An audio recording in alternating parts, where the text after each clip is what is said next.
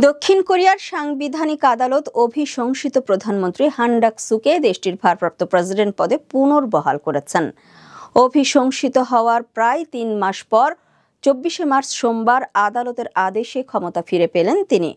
বার্তা সংস্থা রয়টার্সের প্রতিবেদনে বলা হয়, প্রায় ৩ মাস আগে ভারপ্রাপ্ত প্রেসিডেন্ট হিসেবে অভিশংসনের পর দেশটির সাম্প্রতিক অশান্ত রাজনীতির সর্বশেষ ঘটনা এটি। ডিসেম্বরে প্রেসিডেন্ট ইউন সুক ইয়োল হঠাৎ করে সামরিক আইন জারির কয়েক ঘণ্টা পর তা বাতিল করলেও এর জন্য অভিশংসিত হয়ে ক্ষমতা হারান। তখন প্রধানমন্ত্রী হান অস্থায়ী প্রেসিডেন্ট হিসেবে দায়িত্ব নেন। এখন আবার আদালতের রায়ের মাধ্যমে হান ডাক-সু ভারপ্রাপ্ত প্রেসিডেন্টের পদ ফিরে পেলেন।